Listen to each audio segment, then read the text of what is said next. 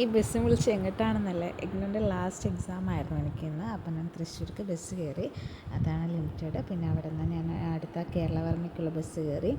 അങ്ങനെ ഇങ്ങനെ യാത്രകളൊക്കെ കണ്ട്, പഠിച്ചതൊന്നും മനസ്സിലില്ല എങ്കിലും യാത്രകളൊക്കെ കണ്ട് ഈ പച്ചപ്പും ഹരിതാപവും ബിൽഡിങ്ങും എല്ലാം കണ്ട് ഇങ്ങനെ എന്തൊക്കെയോ ആലോചിച്ച് പോയിക്കൊണ്ടിരിക്കുകയാണ്.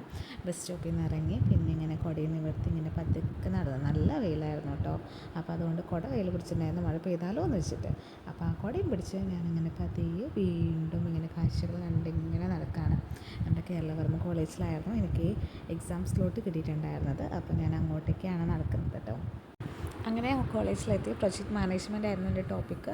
അപ്പോൾ ഞാനിങ്ങനെ കാഴ്ചകളൊക്കെ കണ്ടു. ഒപ്പം ഓരോന്ന് പഠിച്ചത് എന്തൊക്കെയാണെന്ന് ജസ്റ്റ് ഒന്ന് റിമൈൻഡ് ചെയ്യാൻ കുറച്ച് ടൈം ഉണ്ടായിരുന്നു. അപ്പോൾ ഞാനിങ്ങനെ ഓരോന്ന് പഠിച്ചത് ഓരോന്നും എഴുതി വെച്ച നോട്ടുകളൊക്കെ 2-3 വട്ടം റീഡ് ചെയ്തു.